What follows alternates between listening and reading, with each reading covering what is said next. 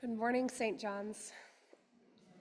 I was lucky enough to be able to talk with our 8 o'clock friends, so I think my nervousness has subsided. I think my nervousness has subsided. In case you haven't met me, my name is Jelaine Richardson, and I am part of our St. John's family. I measure how long my family and I have been members by memories of me nursing my youngest in the second pew right there in the middle. She'll be 14 in November. You may also recall that my rambunctious family moved over to the east transept in my meager attempt to cause the least amount of distraction during service. Every Sunday morning, I was reassured by our ushers that Kanata and Mediba's wiggles and noises were very welcome and made our time together in worship that much more blessed. My gratitude is deep because I was that mom who always wanted her babies in arms since I missed them so much during the week while I worked. We were joined by other families with wiggly kids, and as such, our children grew together, and these moms and dads became my family. I cherish these memories. God was weaving us together, though I didn't understand at the time. Priceless. This summer, I asked Beth and Gerardo if I might have this opportunity to share some of my heart with you in celebration of our stewardship season. The season where we acknowledge our congregational needs and name our areas of growth while we simultaneously celebrate our abundance, our victories, big and small, and where we pledge to support our holy place and all the things that happen here with our money and our service. They graciously agreed. So this morning, I would like to walk with you in love while I share some of my most precious thoughts and prayers as they pertain to my relationship with each of you. Thank you in advance for opening your hearts and for listening in love as I share my story. I came to this faith knowing nothing about Episcopalians. Side note, as of date, I have so much to learn, and what I have already learned has filled me with curiosity, honor, dignity, with responsibility, and the desire to serve. We are becoming my way of life. Our faith fills me with peace. We drove by this building, and I saw the peace pole on the front lawn. Having a personal connection to that symbol, I thought this church was a good place to start worshiping with a husband of color and 2 girl children. You see, I carried heavy bags full of condemnation and fear from other religious experiences. I was determined to not pass that hurt on to my family in our church experience. So it was vital that we landed in a safe place. I had no idea how far surpassing this faith and our church would be in meeting any of my hopes, my prayers, my needs, and expectations. Priceless. In my time here at St. John's, a lot has happened to me and to my family. And when I say a lot, I am not exaggerating. It still does. I first entered the sanctuary with my young daughters and their father, my first husband. We had so many challenges. We had some really, really tough times. And through them, our clergy and you stood by us, gently encouraging, supporting, listening, crying, and also laughing with us. In that period of my life, my family experienced poverty, medical challenges, unemployment, depression, domestic violence, racism, and divorce. Any one of these experiences is enough to break a person and a family down. and or apart. But with your steadfast belief in us and in God, we have been able to dig out, walk through, climb up, and move ourselves forward. Sometimes we did it with the smallest of steps or barely a tiptoe. And sometimes our own faith was being fragile and tested, maybe even lying dormant. But with your faith sustaining us, we were able to do this.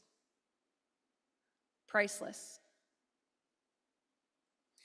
When I was healed enough to try again, I brought to you my now husband, John, so that you could help me discern that we would be able to blend our families.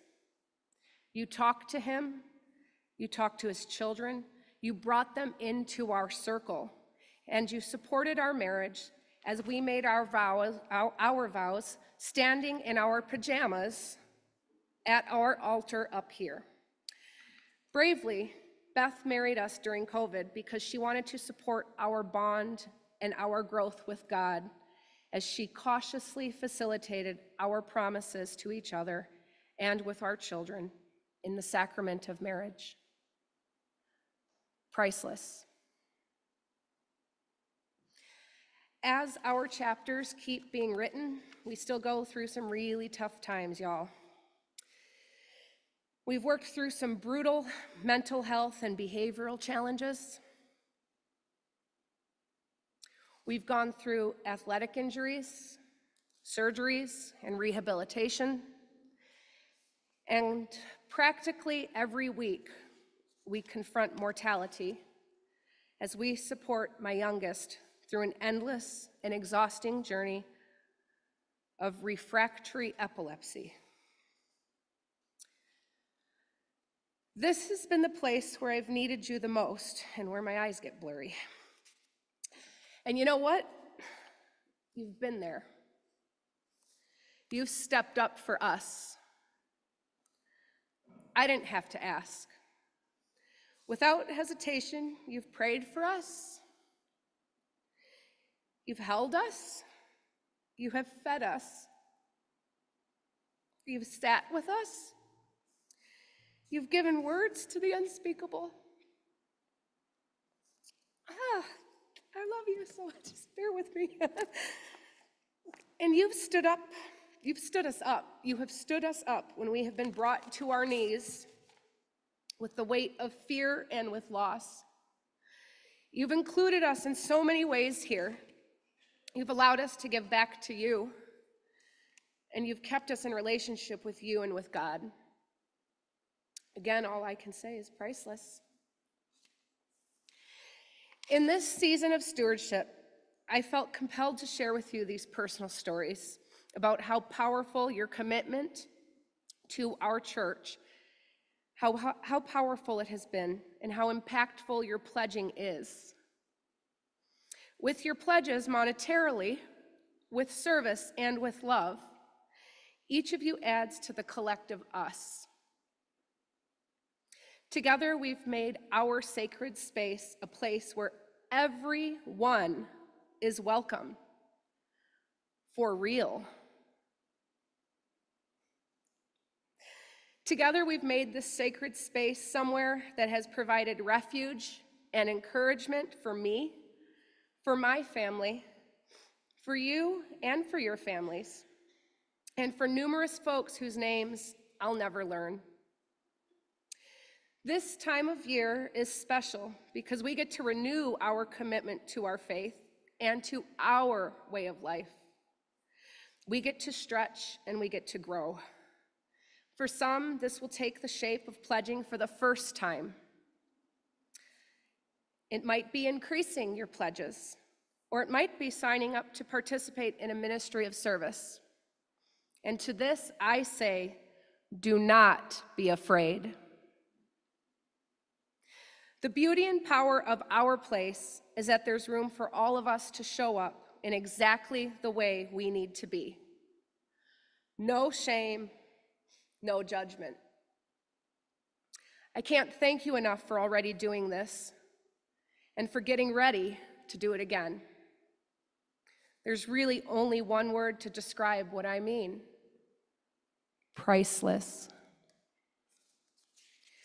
As you begin your personal journey in this year's stewardship season, as you begin to do the math, I invite you to join me in reflection and in prayer as you also remember how many ways our building, our people, our actions, our prayers, our faith has impacted you and your most beloved ones. I think you will also find priceless moments in your heart too. I encourage you to challenge yourself and to make the most of your time here in this most precious place. As I said in the beginning, I tend to measure time in memories, experiences, and in love. It's hard for me to remember a time without you woven into me and me into you. Thank you for this. Thank you for giving me belonging, love, and for showing me what God's kingdom is meant to be. Priceless. Happy stewardship season. May you walk in love now and for the year to come. Amen.